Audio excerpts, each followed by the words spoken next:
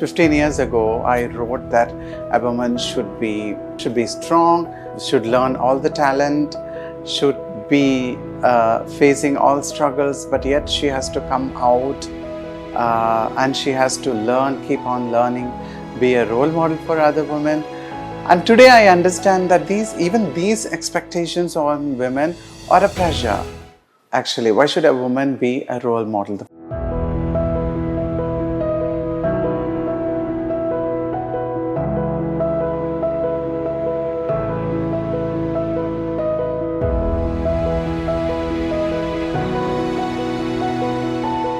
For cisgender women, being a woman is like, it's a born thing, no? It's a gift. I mean, if you see it as a gift, it is a gift. For cisgender women, it's something that came at their birth. For us, we were on the other side. And it takes us years for us, a struggle, so much of struggles, to come from that to this, to change from that to this, to transition from one gender to our authentic, real gender. So that transition, not every trans woman is able to do. Many of them fail. Many of them are on the half journey, physically also. Not everybody has a very long hair, smooth face, feminine voice, it looks stylish, speaks English and all that.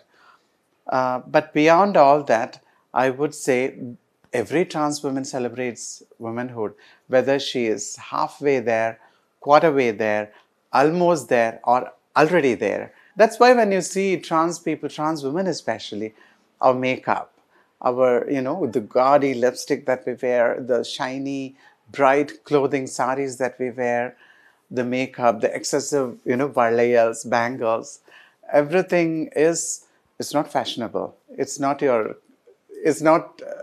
the contemporary fashion that you see. It's a fashion of our own. We dress up for our authentic self. We celebrate our womanhood. We celebrate ourselves. We celebrate our struggle. We celebrate the success of wearing a sari and walking on the road. Sahodri Foundation was found with the sole objective of empowering underprivileged transgender people with education, with entrepreneurship, with upskilling their already existing talent, for legal rights. The most important part is we just don't support them. We create activists. We have a very important project called the Red Wall Project. In Tamil, we call it Sivappu Suvar Thittam. What we do in the Red Wall Project is I, along with my team of trans women, that includes my friends Soundarya, Gopi, Sandhya, Prema, Yasmin, and all of us, we meet other transgender people. Mostly trans people never speak about the abuses that happen to them because it's very traumatizing. So they will never talk to a police officer about it. They'll never talk to any other man, not even to their relatives, brother, uncle, or anybody. But they will talk about it to another transgender person. Because we also are victims, right? Every transgender person is a victim. So we collect their handwritten testimonials on the sexual abuses that happen to them.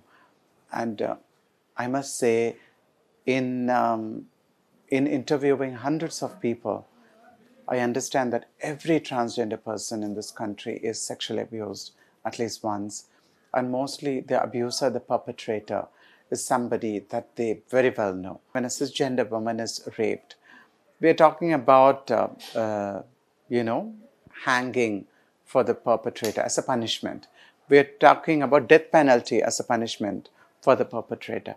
But when it comes to transgender perpetrators, the criminals who rape a transgender woman or kill a transgender woman, mostly if you look at the media news, what happened to the killer? Was he punished?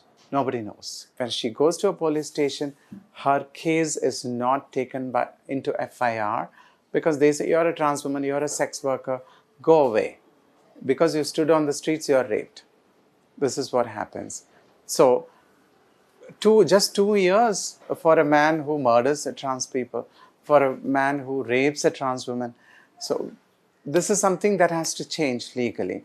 On 8th of March at the New Delhi LGBT Center, we are exhibiting Rebelling in Art, the trans art, trans stories, trans theatre.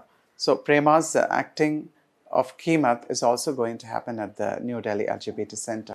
Trans people are always the subject of curiosity for the society, of course, whether it is an educated masses or the illiterate people or whatever it is.